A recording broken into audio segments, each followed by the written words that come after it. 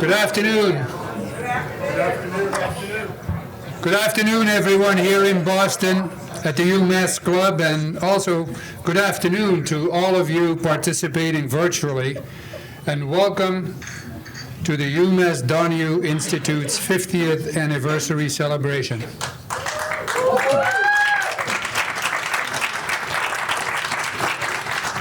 My name is Johan Juven, and I joined the Institute as its executive director last August after returning to Massachusetts from almost 12 years in Washington, D.C., of which 8 years were spent on President Obama's education team.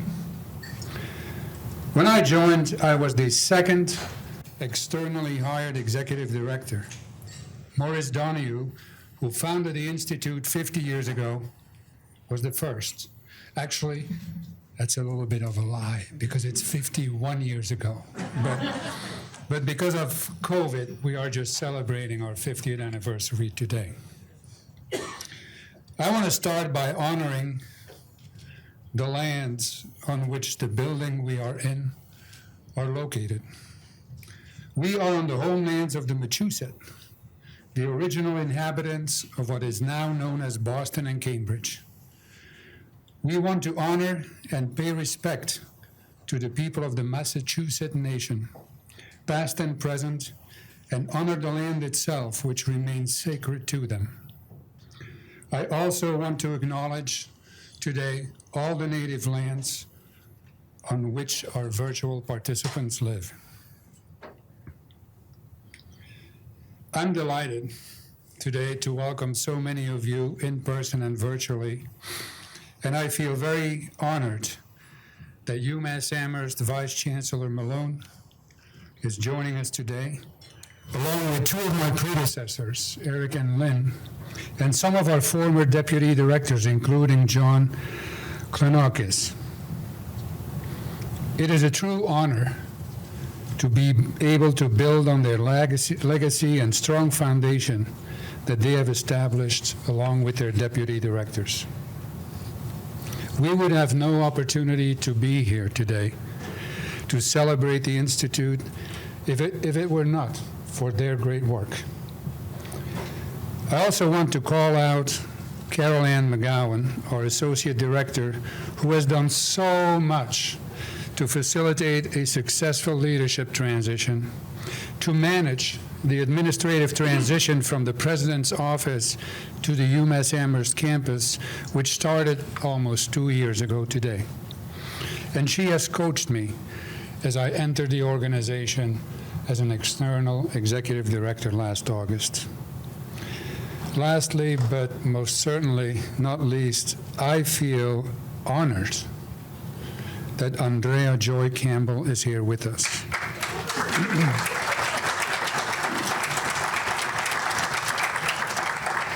Andrea, later in the program, will receive the inaugural UMass Donahue Institute Public Service Award.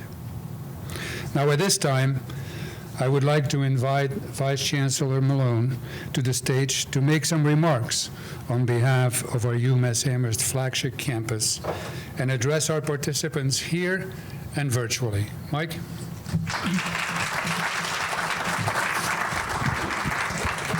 Thank you, Johan. It's a pleasure to be here today.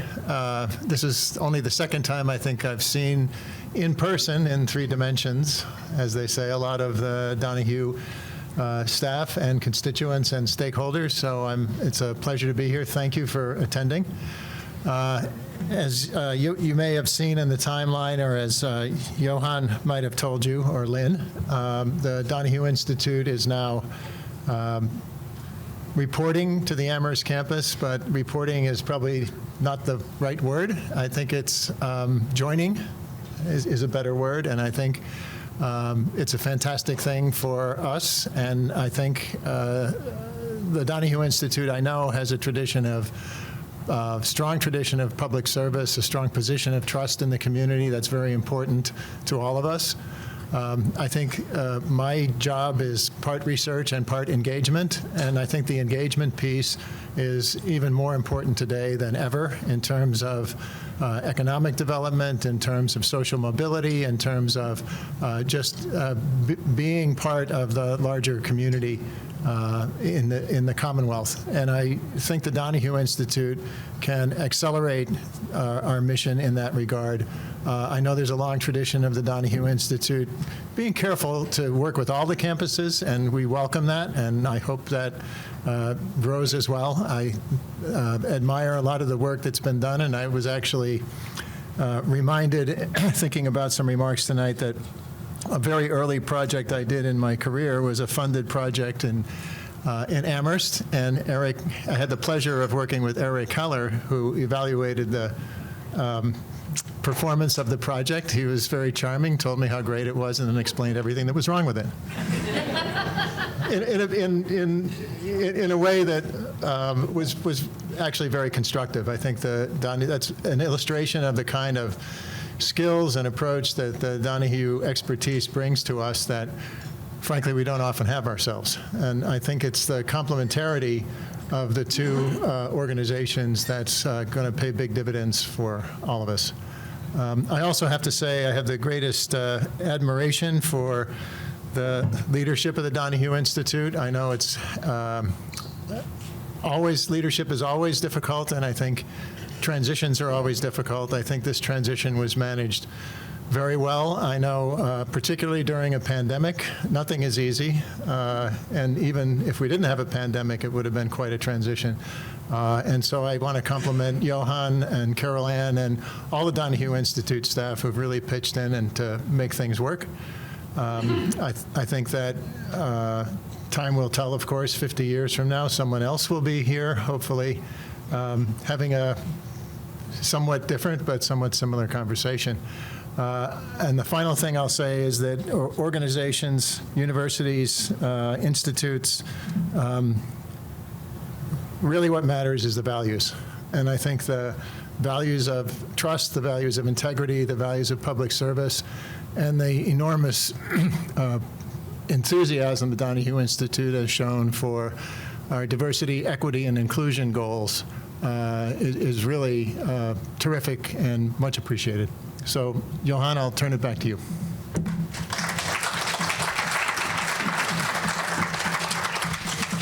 Thank you, Mike, and also thank you for always being available when I have questions about how that big campus actually works. You know, and I couldn't do it without your counsel. I'm going to say something briefly about the purpose of our event, of our program here this evening, and then it'll be my distinct pleasure to introduce Lynn. So the purpose of our event tonight is threefold. We want to reflect on and celebrate the rich and successful history of the Institute, and Dr. Lynn Griesmer will do that. Secondly, we want to share our emerging vision for the future. And thirdly, we want to establish our annual Public Service Award program and present the inaugural award to Ms. Campbell. Following the program, there will be a networking reception to conclude our celebration. But at this time, it is my distinct pleasure to invite Dr. Lynn Griesmer to the podium to present a historical overview. Lynn was the executive director of the Institute for 20 years, from 1998 to 2018. Please join me in person and for those watching from across the country in welcoming Lynn and thanking her for her numerous contributions to the success of the Institute. Lynn.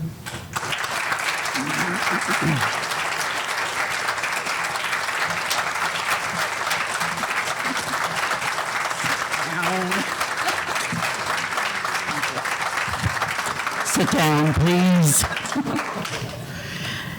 So, even though I live a public life, I'm still nervous about doing this. So, first of all, good evening. It is my honor and privilege to be here and to talk about the 50-year history of the UMass Donahue Institute. You're going to do the clicks. I just decided.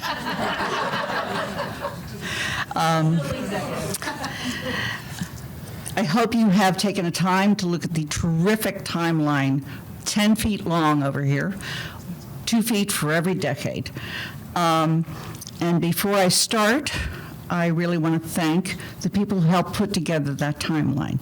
Janice Raftery is not here in person, boo-hoo. She is with us virtually, however. In addition to that, however, John Klinakis and Eric Heller were key in helping to put together this timeline in history. You'll hear more about those guys later.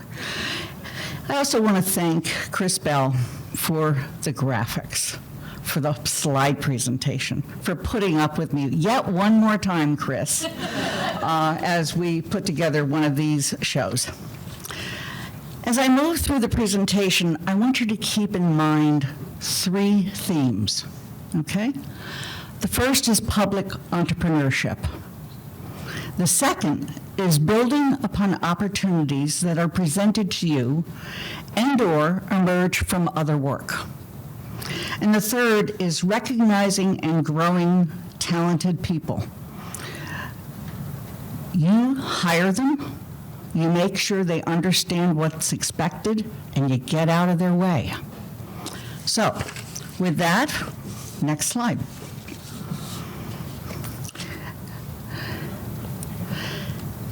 Our founder and namesake, UMass Donahue, was state representative, state senator, and president of the Massachusetts Senate. Thank heavens he lost by a mere 2% in the primary for governor. Otherwise, we wouldn't be here. In fact, his colleagues created a line item in the budget. We think it was around $40,000, and it was to start the Institute for Governmental Services. Today, that dollar amount would be about $160,000. Mike Goodman, please don't check out whether I'm correct on that one, okay? Thank you. I want to share with you 2 of my fondest memories of Morris.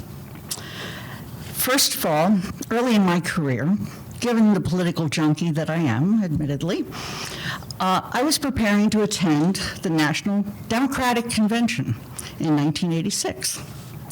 Prior to my departure, Mr. Donahue regaled me with stories of previous conventions, none of which I will repeat here.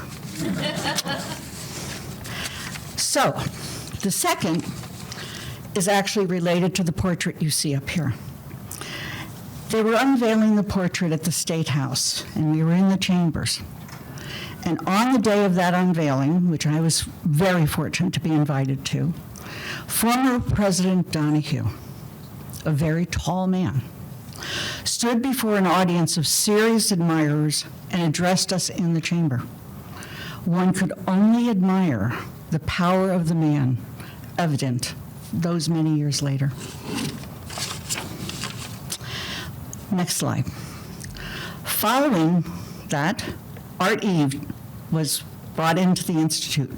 Art was a newly minted PhD from Chicago, a former Marine, although he was based stateside the whole time, and with public school experience. It's hard to capture him in a brief statement. But I also want to mention it was at that time that Janice Raftery also joined the Institute as probably called the secretary back then, but eventually over time the executive assistant. So along with the 3 of them and 2 other people, they now had 5 people, okay? This is now 1971, 72. Art was always looking for the next opportunity, new talent, and while some of those did not work out, many did. Those of us who worked with Art can appreciate that one of my first interactions with him was after I assumed the position of managing the General Motors project. This was in 1986, so we're not there on the timeline yet. What I had to do was tell him that the project budget was significantly smaller than his vision of the project, because he always under-budgeted projects. Next slide. The Institute was off and running. The initial work focused on improving state and local government. That led to the birth of our first unit, which is now called Organizational Development and Learning Solutions. And some of the lasting impact of that work exists in municipal government today. Up here is a booklet that Chris Bell cringes over, okay? And it was called the Cherry Sheet. And so, in a room not unlike this, every year the governor would stand up before the municipal leaders of the Commonwealth and deliver them the budget message. And in it, see, if you remember this, I hear it still. So even today, mayors, town managers, and other local and elected officials refer to the document that tells them what their state allocations are in everything from Chapter 70 to school transportation or whatever, and it's still called the Cherry Sheet. We did the Cherry Sheet Conference. We're moving to the next slide. So we're now into the 1980s, and Art Eve had the ability to spot, I told you I'd embarrass you, Eric, ability to spot talented people and recognize an opportunity when it presented itself. Thus became the beginning of the Applied Research and Program Evaluation Unit. Dr. Frank Reif, a UMass Amherst professor in sports medicine, and a young Eric Heller, recently returned from his time in the Israeli army, joined forces, no pun intended. Their first project was to assess the ability of state government to introduce office automation into state agencies. Please recognize Dr. Eric Heller. Come on.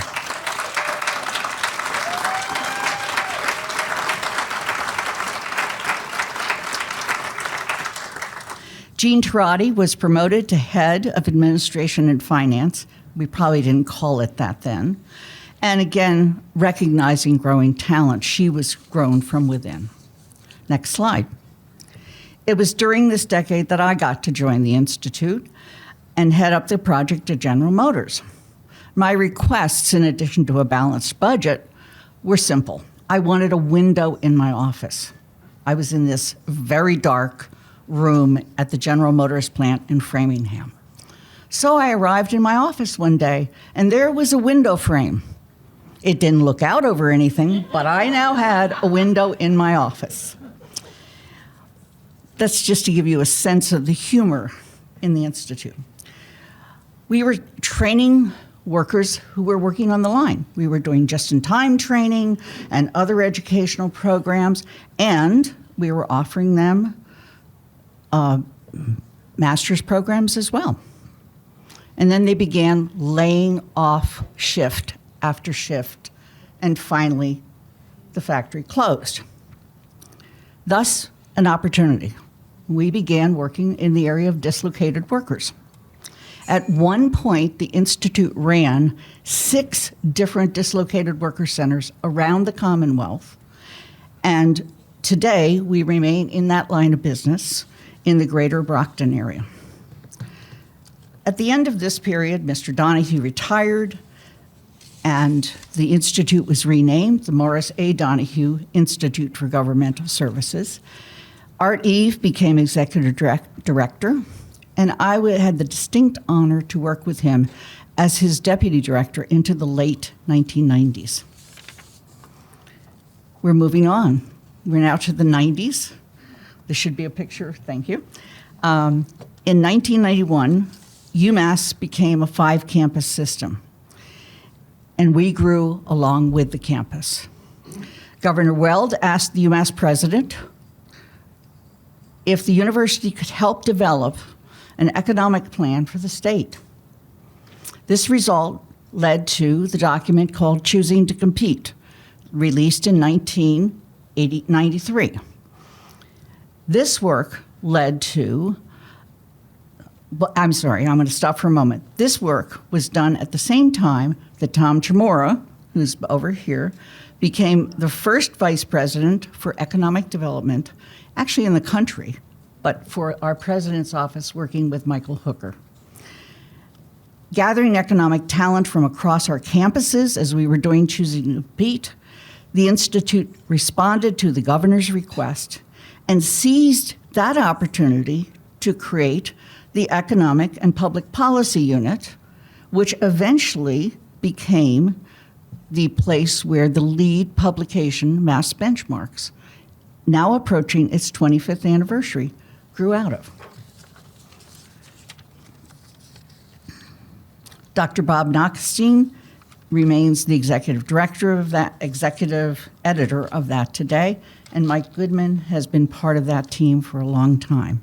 In collaboration with the president of the Senate, not Morris Donahue anymore, and the Speaker of the House and their leadership, the Institute also began providing a 3-day biannual training and education session for newly elected legislators in Massachusetts.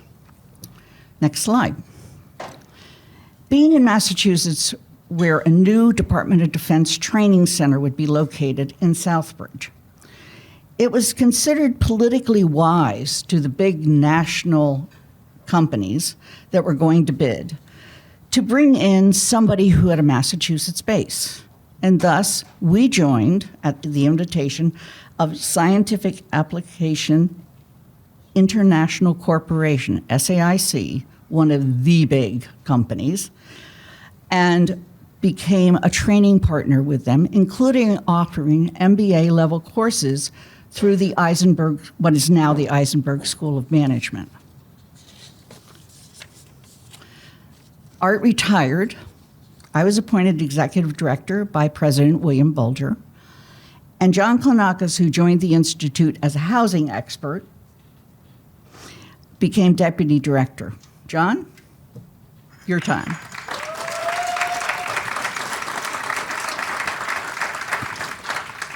We also hired Suzanne Kulik, who had been at Eisenberg working with nonprofits, as the Director of Administration and Finance. So the next slide. As we move into the new century, there was a period of even more rapid growth. We helped the university start UMass Online, and then it spun out as its own organization. And using the credentials we gained from the Department of Defense work, we qualified for the General Service Administration federally approved bidding rates, something not very many higher ed institutions have. We were because we were able to publish our GSA rates, Head Start in New England took notice of us. And so they said, gee, among the various qualified bidders, would you be interested in bidding on Head Start for our Region 1 office? So we did, and we won, and we're still in that business today.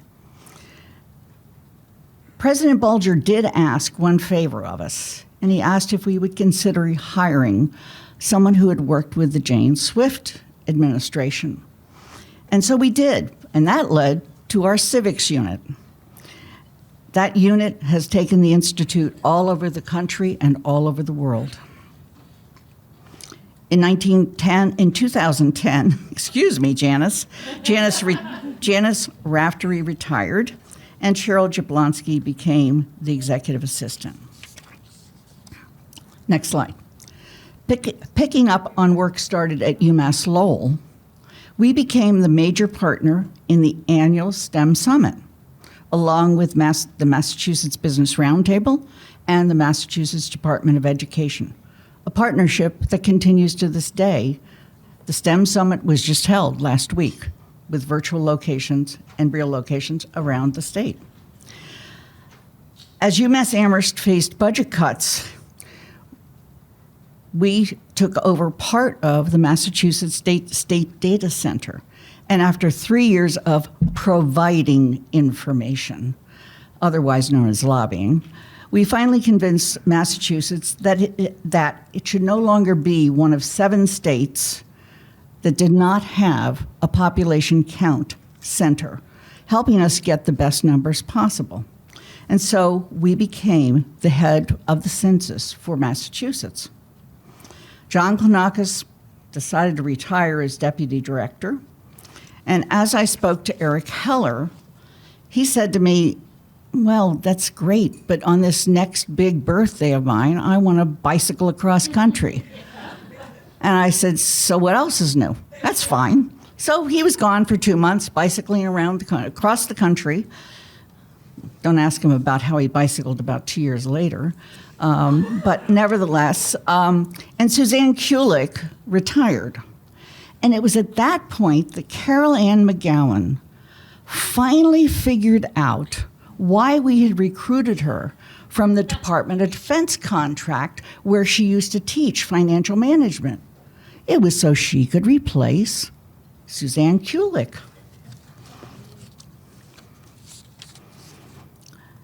We're just entering the decade of 2010 and beyond. Upon request of UMass President Robert Crett, we looked at UMass's extensive locations across the Commonwealth. I forget the number, but I know it was more than 70. Nevertheless, the governor at the time, Governor Patrick, gave us the money to establish the UMass Center at Springfield. And to this day, that center still exists. It is now run by the UMass Amherst campus.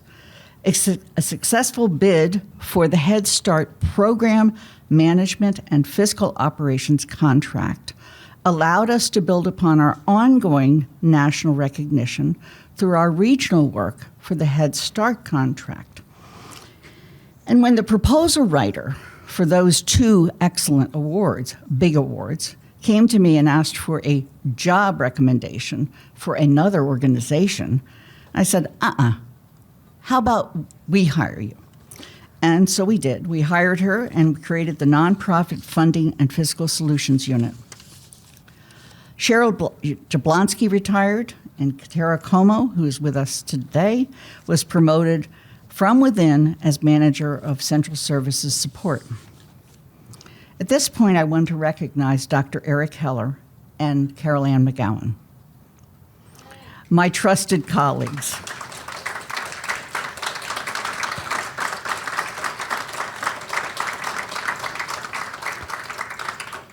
They took over when I retired in 2018. And at that point, we added yet another unit, Connected Beginnings, adding to our portfolio of early childhood education. Upon Eric's retirement in 2021, Dr. John Uven, whom you've met, was named the 5th executive director of the Institute. This was done as the Institute transferred to the flagship campus from the UMass President's Office.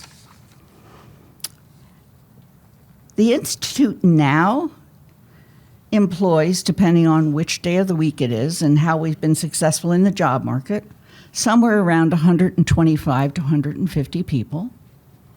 They manage about 125 contracts a year. And the annual budget varies between $18 to $25 million. Just a little different than what we started at. I'd like you to look at our leadership team today, and I would like to ask them to join me up here. Come on. Those of you that are representing groups, John. Those of you that are here as directors of groups, and Mark, and Johan, and a couple of you who are unfortunately having to join us by Zoom.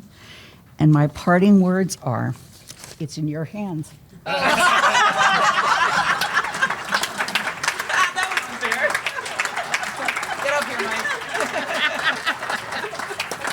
Well, thank you, Lynn. That was awesome. Yeah. I did notice, though, that my predecessors had executive assistants, so I'm going to be talking to Carol Ann about that tomorrow morning.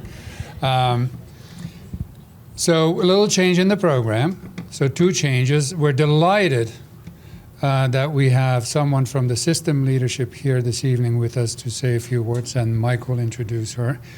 And then we are going to switch the future conversation and the award ceremony because Andrea needs to be somewhere on time, and I do not want Andrea Campbell to be late. Not as exciting as here. Thanks, Joanne.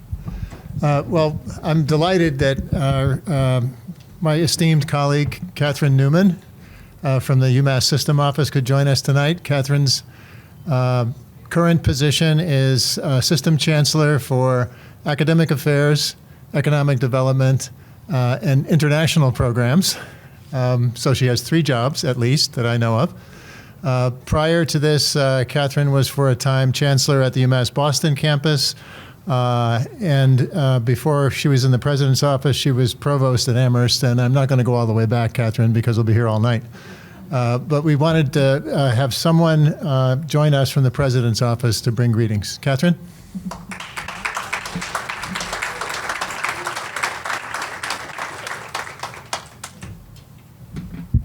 Thank you, Mike, and thank you, colleagues. And I'm telling you that the biggest treat of being up here is to see Lynn Griesmer, who I have not seen for, I don't know, it's been 4 years at least.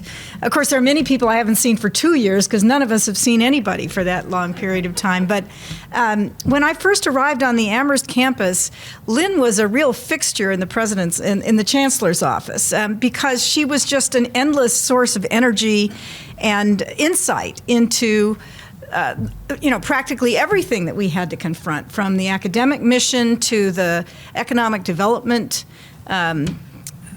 mission of the university to the possibilities for research. I remember coming to her and saying, Lynn, we're looking to boost the prominence and experience of students in public policy. Could the Donahue Institute hire more graduate students from that unit to give them more practical experience? And it was through her that I got a chance to meet some of the other extraordinary people in the Donahue Institute who were very welcoming indeed to the students in public policy. But what is really extraordinary about Donahue is the way in which it combines a first-rate and very rigorous research enterprise with a whole bunch of doers, with people who actually run things, make things happen, get things done. When I think about the sort of natural comparisons around the country, I actually can't think of another institute that has that kind of bridging quality. So if you think about, whoa, sorry about that, MDRC or any of the other kind of analytics groups out there, they do very good research, but they don't actually run anything. And they certainly don't interact with legislatures to create new opportunities. The range of what the Donahue Institute is really quite extraordinary. And so I can't add much to this 50-year history that Lynn has outlined, but I can add my own perspective as a social scientist. And even more than that, as someone who here in the president's office thinks a lot about the future of the university and the future of economic development. And none of that can be done in any way that's credible without really rigorous facts, trends, data, an understanding of where we are and where we should go. And for that, all of us rely on the Donahue Institute all the time. I wish we could afford the Donahue Institute more often for the projects we do. But it is really quite extraordinary what the Institute has been able to do to provide all of us in the Commonwealth with a solid understanding of the landscape we're trying to operate in and the goals we're trying to achieve. It is remarkable how hard that is. It's really hard to pull that material together and to find the kind of expertise that Donahue has in synthesizing, in presenting in visual form, in beautiful publications that help us persuade others. We had an example recently that has been very meaningful in my office because economic development is one of the many hats that Marty asked me to wear. Many of you are aware that the state established a voucher program for private industry, especially for small businesses, to make use of the extraordinary 90 core facilities across our 5 campuses. These were facilities that were built with public money. They are very expensive to operate. They are extremely technical, scientific equipment centers, basically. And attached to them are some pretty extraordinary doctoral level researchers who help companies figure out their best bet for testing, pharmaceuticals. I mean, you name it, they're working on it. That voucher program is something that the university is very proud to be part of, and we know that it helps create jobs and it helps extend economic value all throughout the Commonwealth. But how do we prove that it is as valuable as we think it is? How do we show who's benefited from it, what it's generated in the way of new federal grants that have been invested in the Commonwealth, or new industries that have located here, or jobs that have been created in the Commonwealth? All of those things matter to legislators as they think about funding that voucher program.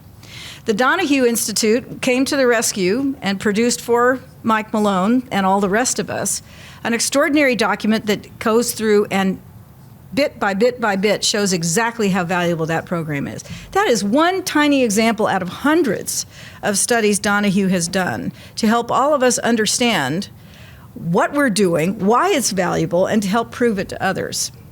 So what I can say here is, on the 50th anniversary of Donahue, there will never, ever be an exhausted state in which we don't need first-class data, extraordinary minds to munch it and crunch it for us and tell us where we should be headed as a state. So my hat is off to everyone involved, especially Lynn, who, at least for my money, was the director I knew, and to thank all of you for your extraordinary work on behalf of everyone in the Commonwealth. Thank you so much.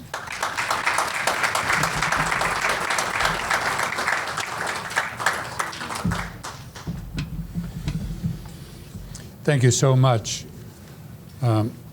for those wonderful comments about our capacity, past and present. Right now, I am delighted to announce the UMass Donahue Institute Public Service Award Program. The award recognizes a currently active public service leader in Massachusetts.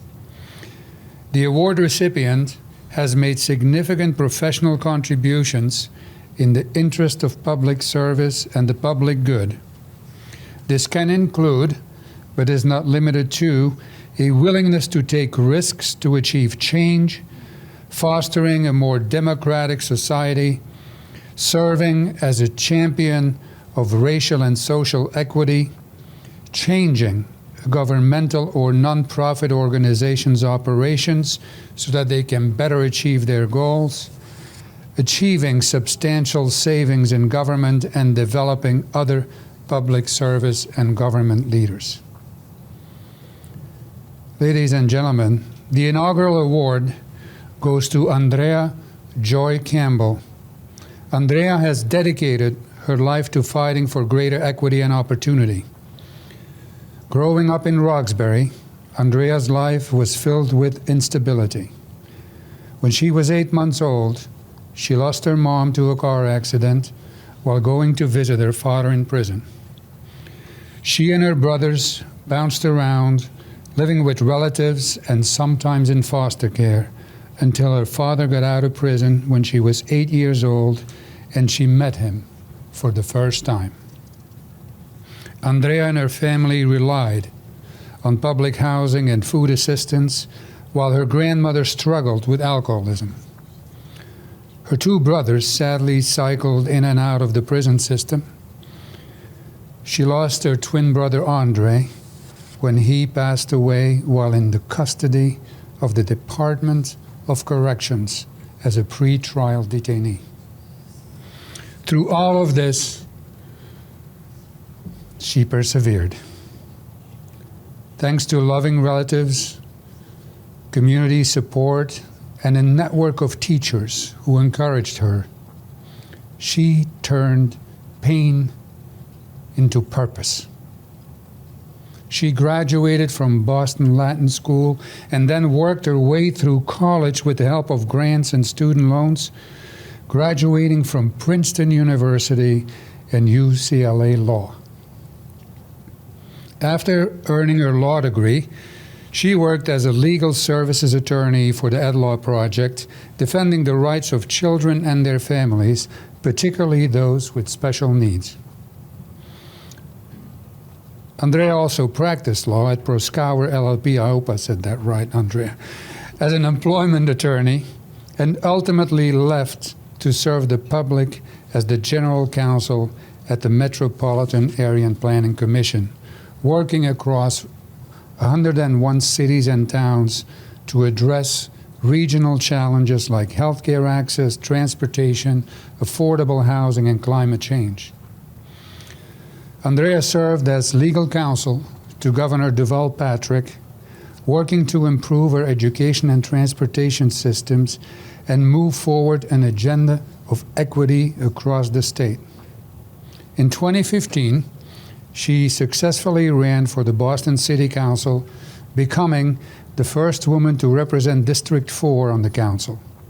Her first piece of legislation was the Community Preservation Act, which still today generates over $20 million annually for new affordable housing, historical preservation, and parks and open space.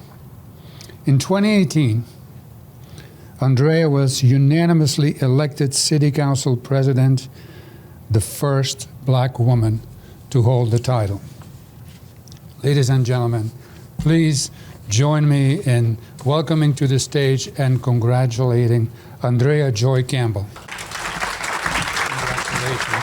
I have a little, we do a photo thing and then I got a little award here. So the award goes like this. It's something. And there's a whole piece about the artist who did it and the connection with the earth and everything. So we can, oh yeah. First of all, that was probably the best bio and introduction I think I've ever had. So Johan, thank you very much for the kind words. It's an absolute honor to be the inaugural recipient of this award, given the incredible work this institute does. And so I not only want to thank you, I do want to thank your predecessors, the staff, the team over the 50 years for everything you do to support the Commonwealth, to effectuate change in the lives of residents across the Commonwealth, and of course, to advance policy that improves the lives of those residents and of families. And so it's an honor and privilege to be the first. I'm told I only have a couple of minutes because there's also supposed to be a celebration. You should be drinking or dancing or whatever after this. To the folks on Zoom, do that in your home and have fun because it is a celebration. As you know, I'm crisscrossing the state right now as a candidate for Attorney General, and what I'm doing, well, thank you. And we have to be, I know, nonpartisan, but what I'm doing is crisscrossing the state. And just this past weekend was in Berkshire County, the true western part of the state, in Pittsfield, Great Barrington, North Adams, several communities in that county. Yesterday I was in Greenfield and then Amherst and Northampton, really meeting with folks in every county in the state to hear from them what they not only want their next Attorney General to do, but how they want government to serve them. And what I'm hearing and what I know to be true is that there are families right now struggling. And they're very worried about whether or not they're going to be able to thrive and rebound and prosper coming out of COVID. And at the same time, they're very frustrated with government and don't necessarily see government as a solution to anything they're grappling with every single day. And there are many folks, I'd be remiss if I didn't say this, who are absolutely concerned about reproductive care, reproductive rights, healthcare, you name it. And even if you fought and you marched and you did everything that was necessary to get laws in place to protect us, you don't know if those will protect this generation or the generations to come. So clearly we have tremendous work to do. But I'm also very optimistic. I don't walk around with a pessimistic tone. You know my life story now, the full life story, including about my grandmother and everybody else. So you know there's a sense of joy and optimism, and my middle name is Joy, after my biological mom, that is within me. And so I carry that energy, that light into every place that I go, being it, frankly, for so many folks who are losing a sense of hope. And one thing about this particular award, and every once in a while I will get a call to come, but this one was really special. Because government, even as we push it to be more transparent, accountable, to have a bottom-up approach to serving its very residents, to do a better job of listening, and to elect leaders who are empathetic, compassionate, and have more lived experience and are diverse and represent the constituents in a community, they can't do that work by itself. Government can't do it. Leaders can't do it by themselves. It really has to be about co-creating, coming together and working with the incredible ecosystem that exists. In this case, in the Commonwealth, it's an incredible one. And of course, this institute is a major part of that. The research, the components, the physical presence that you have, the staff, the talent, the expertise is remarkable. And so I look forward to actually lifting up this work in more spaces so folks actually know what this institute does, because a lot of folks do not. So sharing that along the way, I look forward to partnering in the work, sharing some of this incredible research and in having it inform the work that we do, and making sure if we are blessed to become, and I say we, I'm acknowledging Maggie on my team, I don't do this work by myself, the next AG, and to sort of, if I'm blessed to become the next AG and we are blessed to join that office, that we continue to work in partnership with this institute to do even more work, because it's going to be necessary. And I'll just add, before I sit down and we go back to the party, I was in Western Mass, and we had a forum in Northampton. And before I left, we were talking about some of the real challenges that residents are facing: food insecurity and poverty. Major concerns in this state that we often, I think, don't use the platforms to talk about enough. And sadly, because we are still a Boston-centric state, and we have to work on that because there are incredible communities, and we say gateway cities, now I'm calling them center cities, driving economic prosperity, doing incredible work in their region and counties. But what I'm learning is a lot in that, in the context of Western Mass, of the 6 counties in this state suffering from poverty with the highest concentrations of poverty, 4 of those counties are in Western Massachusetts. And it took me getting out there to really understand that. And so what's great about this institute within this larger UMass system that is really going to be about driving and effectuating change and ensuring, frankly, our young people have access to higher ed. And that's a whole separate story. The private institutions, they can't do it by themselves. They never will be able to. But that this UMass system has an incredible presence across the state. It is really doing remarkable works in community to address poverty, food insecurity. And so I just wanted to acknowledge that the Institute, of course, but the UMass system as a whole should also be celebrated. And so I'm really honored to be here tonight. Thank you for everything that you do. And I just can't say this enough. That introduction really warmed my heart. The work I do is indeed purpose-driven. And I feel really blessed that I have found my sense of purpose. I encourage you all to find it if you haven't. It's never too late. And I encourage my 2 beautiful boys to do the same. This world needs that, for us to bring our authentic selves into the world, to lead with light and compassion, but most importantly, to fulfill our purpose. And so thank you to the staff, the team here for everything. And also thank you to the host, those who are serving the food and everything else. Thank you for what you do. It's an honor and privilege to be here. Thank you.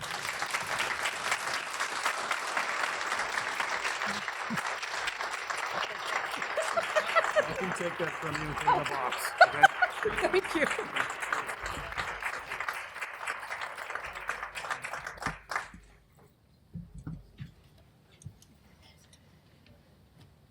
All right, one more time. Come on.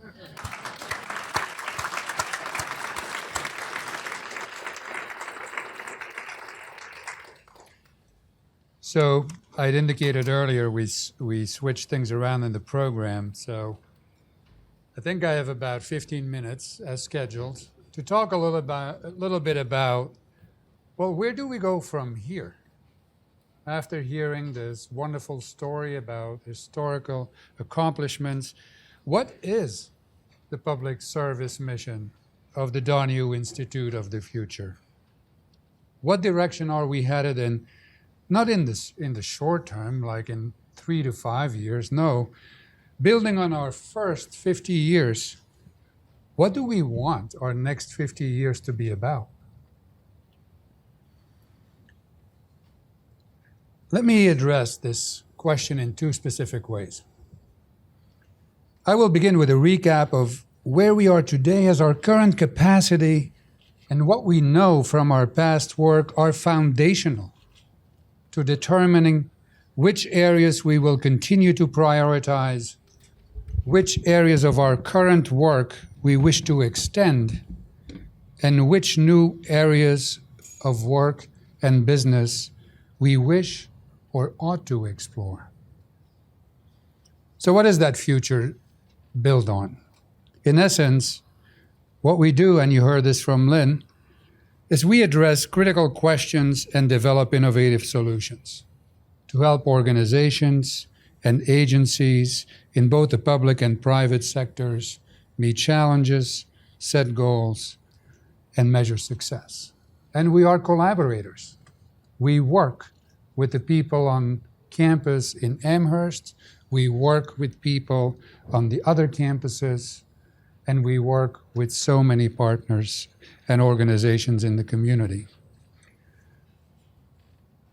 And today our services are displayed over there, and they're also in your program, so I'm not going to spend too much time on this, other than sort of giving you a quick sort of business card description of what we're looking like today on which we are going to build that future. So with the exception of a small state appropriation for which we are very grateful, we are a 98% self-funded $18 to $25 million operation depending on the year. And our business model very much resembles that of a private sector consulting firm. We have approximately 175 staff, 70% of whom are remote or are no longer physically connected with our Hadley headquarters. We have about 150 projects going at any given time, working with public, private, and nonprofit clients in Massachusetts, New England, the nation, and abroad, including nations such as Pakistan, Argentina, and several North African nations. Our physical offices are in Hadley, Amherst, Shrewsbury, Brockton, and soon again, Boston. Now, looking ahead, as you very well know, there is no shortage of unsolved problems that the Institute could focus its future work on. To guide us in defining our future direction and in selecting priorities and substantive areas of work in the future, we are going to launch very soon a 10-month collaborative strategy renewal, discovery, and due diligence process that's going to include 6 phases. First, we're going to look at our mission and vision statements and say, do we need to make some quick changes to this? No final changes yet, but do we need to make some quick changes to this so that it reflects the post-COVID realities of our times? Then we're going to go on the road. We're going to go talk to people, we're going to go listen, and we're going to facilitate grassroots community engagement sessions across the Commonwealth. Then we'll identify and document all the issues that we hear, and then we're going to launch impact teams for 3 to 5 top issues.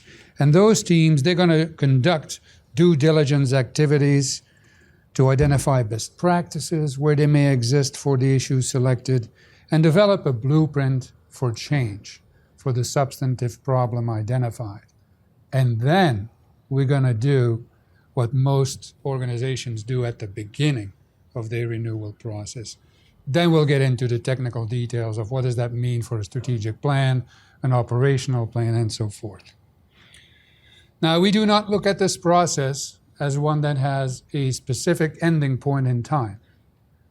After this 10-month period, we are going to repeat that cycle because we live in times that are so unpredictable that we must make sure we do not build short-term strategic plans, but that we have a set of priorities thinking about the future for which we then, on an ongoing basis, make operational changes. So we've started this work internally of sort of looking at our vision and mission statements, and it is not completed. We have to have many more conversations. But what is becoming clear is that we will likely be more explicit and place greater emphasis in our work on advancing equity, ending intergenerational poverty, and fostering healthy communities and inclusive economies that provide sustainable living wages for individuals and families. And one of the things we are exploring in these conversations is redefining the way we anchor our work, redefining our public service mission as a mission of public and community impact, defining our success and focus our attention less on what and how much public service we do and how we do it, but more on further increasing the public impact our work has. In our discussions, we are beginning to define this impact as making significant and measurable contributions to advancing equity and resolving inequalities in the Commonwealth and beyond. But you know I have no crystal ball in terms of what the outcomes of that 10-month process, 6-phase process are going to be. But I do know that we do not come and approach the future empty-handed. We do not have a clean sheet. We actually have lots of assets. And our most important asset is our people, our staff. And I have been very impressed with our staff. But, and not too many people know this, that thanks to all those who have been leadership positions and who have been on the staff at the Institute over the last 51 years, to be exact, we now have developed a network of 5,000 clients, partners, and friends that we can and that we will increasingly activate, mobilize, and leverage to increase our public and community impact. Now, one thing though, and this is, I've been there 10 months, what do I know, right? But one thing that I think we have not done enough, and this is of great interest to me, is leverage our talent beyond the projects in which it is currently deployed. As the leader, I get to interact with all 10 of our business leaders, and I'm in the process of speaking individually with all 175 of our staff. I'm at 80. So this has afforded me a balcony view and a dance floor view of the room. I see enormous social and business impact potential in synthesizing all the lessons that we have learned across all these projects over all these years, and then taking that knowledge, go to our community partners, and co-create new ideas and solutions based on what we learn and what the realities of today are. Because as in the case of so many self-funded organizations, you know how it goes. You get really good at getting the work, right? You get really good at it. We bid, we get, right? But then we become heads down. We become heads down because we need to focus on all those deliverables and making sure we can deliver them in the contractual timelines agreed to. Listen, I am not pushing at all that our teams would stop doing this important client work at all. Why would I fix something that is not broken? But what I'm hoping to create is a space where we can look at key issues and see how our teams can co-create with organizations and individuals in the community solutions for problems in the public realm that lack solutions today. As we do this, my colleague Peter Reinhardt calls these, look at the big issues and create a mountaintop moment. And when I talked to him, I said, it reminds me of sort of the moonshot moment that we had in this country. There are so many unresolved issues in the Commonwealth, in the region, nationally and globally, for which we have the talent to help contribute and co-create solutions. I think our future will be where we'll select 3 to 5 issues and we will create with our partners moonshot moments, mountaintop moments around them, and then leverage all of our partnerships and our community relationships. Now, as we do this work, as we do this due diligence and listening and engagement work, we must be mindful of, identify and study the drivers and the disruptive shifts and trends happening around us. We need to do that because we need to keep an eye on long-term trends, not 3 to 5 year trends for a traditional strategic plan. No, we need to really look 20, 30, 50 years out, see what we know the trends are for that period, and then infer what our immediate actions in the short term may need to be. For example, think about demographic trends. By 2060, there's going to be 404 million of us. Okay, and in 2058, we will cross that 400 million threshold.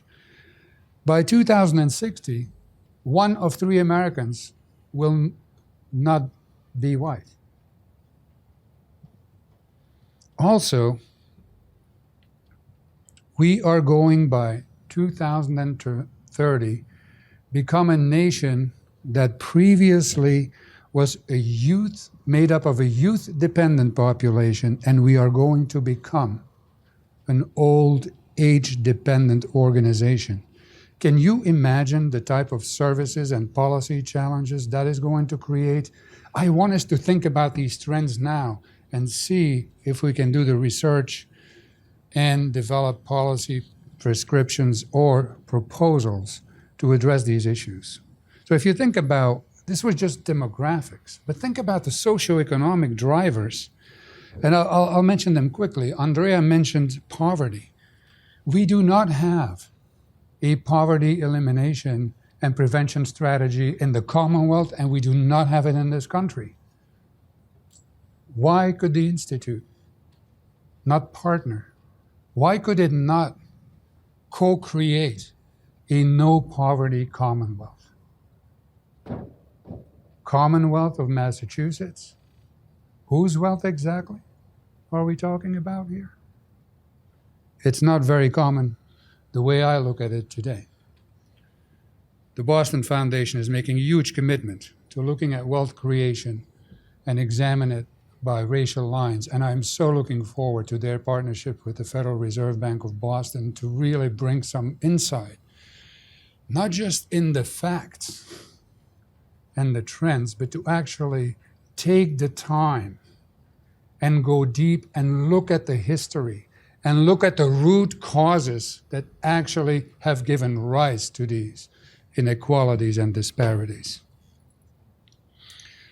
Sometimes we talk about our economy, and we have a good economy in the Commonwealth of Massachusetts. The problem with our strong economy is that it is not as inclusive as it could be. We're doing some preliminary work right now looking at the representation rates of Black, Indigenous, and other people of color and disabled persons who do have the right skills and credentials in our industries that have the best paying jobs right now. For example, biotechnology and life sciences. We have a real issue there. And I know that the state has done incredible work through the governor's Workforce Skills Cabinet to begin to bring together our economic development, our workforce development, and our education systems to create regional strategies that would be inclusive. But that is great work, and I'm a huge fan of it. But the system improvement business is unfinished if we want to get at the issues of underrepresentation. We do not have community-based on-ramp infrastructures today that make it possible for low-income people of color to access the well-paying jobs in our biotechnology sector. We do not. We need to adopt a system view of this and say, what can we do? What is that next iteration, building on the great work that Undersecretary James has done, where she has brought together these 3 core systems. Now we have to say, but wait a minute, if we want to create and honor a holistic view of a worker, don't we then have to extend that work to build community pipelines? Don't we then have to bring our housing folks into that conversation? Don't we have to bring the transportation community into these conversations? Don't we have to bring in the food security communities into these conversations in ways that we have not done before? We are ready to begin to do the research that can lead to new practices. I was going to say something about how constrained our labor market is and that we should follow that tightly, but it's been all over the news, so I'm not going to spend too much time on it. But it is an important trend, right? If you look what is happening, we simply don't have enough workers anymore. I do want to talk about 3 more trends that I most certainly think we should pay attention to, and then I will wrap us up.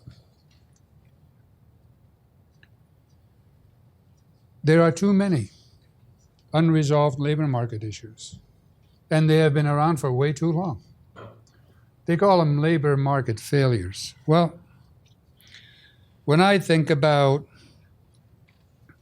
what is happening to people who perform some of the services of greatest value to society and how we pay them, I think it's shameful.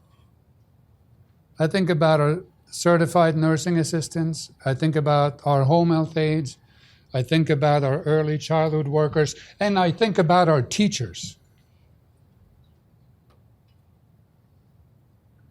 Why do we keep identifying that issue?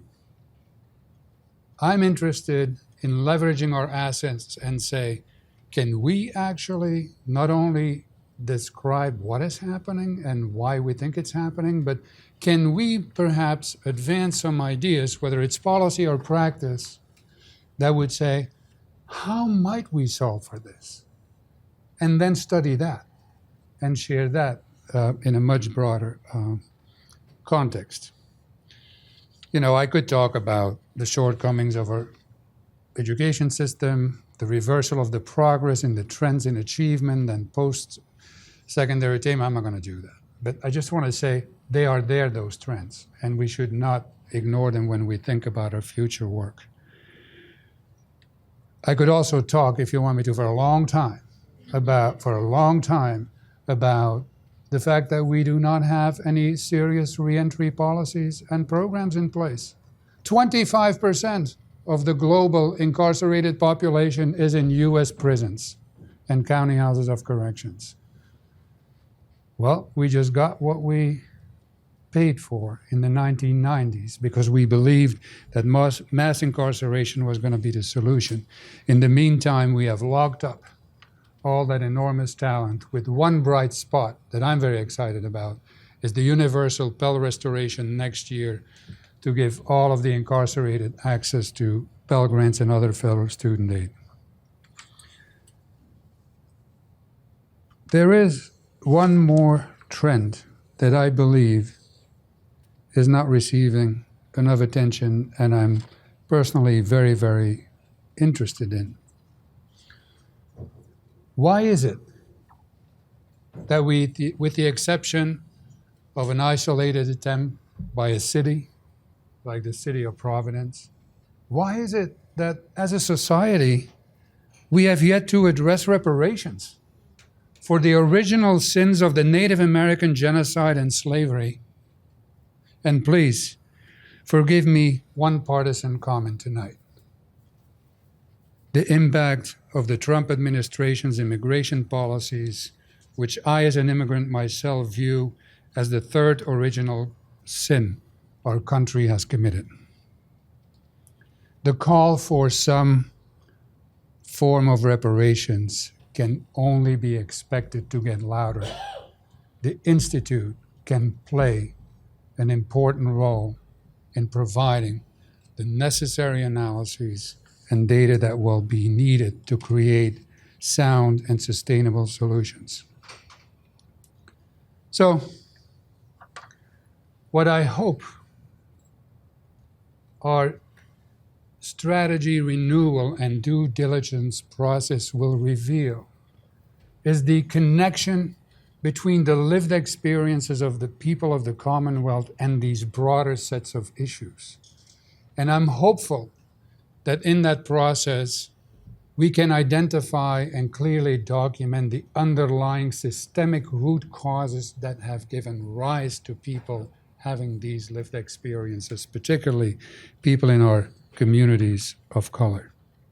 What that means, though, what that means for our next 50 years is that I see us go from an outstanding center of inquiry and research and policy development to a center or an institute that increasingly and additionally asks the questions as to how might we actually solve for some of these larger issues, rather than continue to study them and document them. What can we actually do? Can we leverage the talent that we have to say, how might we end child hunger in the Commonwealth of Massachusetts? But I'm reminded that the future will come regardless.